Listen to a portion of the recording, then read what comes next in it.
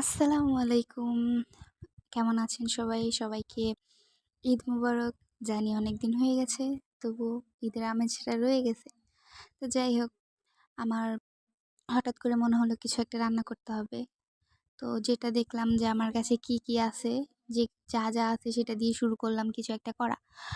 সহজ উপায়ে ভাবলাম যে কালা ভুনাটাই করা যাক, যেহেতু আমার কাছে রেডি মিক্স মসলাটা আছে। তো এটা দিয়ে করে ফেলা যাক। এটা চিন্তা করে সবকিছু সব ধরনের উপকরণ নিয়ে বসে গেলাম করার জন্য রান্নাটা। তারপর আর কি শুরু করে দিলাম। ১ম এ আমি অল্প একটু মাংস নিয়েছি, কারণ আমি একা খাবো এইজন্য আমি অল্প একটুখানি মাংসই নিয়েছি। তারপর ওটাতে মশলাটা, ওই যে কালা ভুনার যে মশলাটা থাকে ওটা দিয়ে দিয়েছিলাম।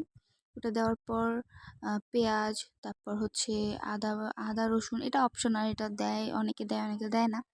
আমি দিলাম। তারপর একটু সয়া সস, একটু তেল দিয়ে ভালো করে মাখিয়ে নিলাম। সুন্দর করে মাখানোর পরে মানে কালারটা এরকম চলে আসছে যে দেখে মনে হচ্ছে যে এটা অনেকটা কালা ভুনার কালারটা চলে আসছে, এরকম দেখে মনে হচ্ছিল। তারপর একটুখানি পানি দিয়ে এটাকে চুলায় বসিয়ে দিলাম। চুলায় বসিয়ে দেওয়ার পর যতটুকু পানি দিয়েছিলাম আর একটু পানি উঠে গেছিল, ওখান থেকে মাংস থেকে পানি ছেড়ে দিয়েছিল। তো তারপর আমি আবার একটু গরম পানি অ্যাড করে নিয়েছিলাম আর ভালোভাবে সেদ্ধ হওয়ার জন্য। তারপর কালা ভুনার মাংসের মধ্যে যে কালা ভুনার যে মশলাটা ছিল, সেই মশলার মধ্যে ২ টা মশলা ছিল। একটা সেটা দিয়ে দিলাম। দেওয়ার পর এটা সুন্দর একটা স্মেল আসলো। সম্বার দেওয়ার জন্য সরিষার তেলের মধ্যে একটু পেঁয়াজ কুচি আর একটু রসুন কুচি দিয়ে ভালো করে মাখিয়ে নেওয়ার পর ওটার মধ্যে আমি মাংসগুলো দিয়ে দিয়েছিলাম, যাতে ওইটার পুরো ফ্লেভারটা মাংসের মধ্যে চলে আসে। তারপর ওইটা মাংসতে ঢেলে দিলে অনেক সুন্দর একটা ফ্লেভার আসে আর দেখতেও সুন্দর লাগে।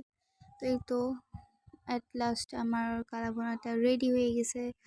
আমি খেয়েও দেখেছি, মাশাআল্লাহ অনেক ভালো হয়েছিল। নিজের রান্না, অবশ্যই আমি এটার খারাপ রিভিউ দেব না, আমি অবশ্যই বলবো ভালো হয়েছে। আর অনেস্টলি বলতে গেলে আমার রান্নাটা মোটামুটি ভালোই হয়েছে। আমি যতটুকু পারি, আমার দ্বারা যতটুকু সম্ভব হয়, আমি সহজ উপায়ে করার চেষ্টা করি এবং আলহামদুলিল্লাহ ভালো হয়।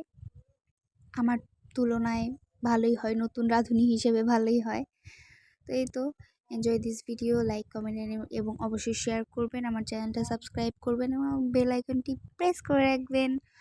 আর আমার পাশে থাকবেন সবসময়, আমার জন্য দোয়া করবেন। আল্লাহ হাফিজ, ভালো থাকবেন সবাই, টাটা।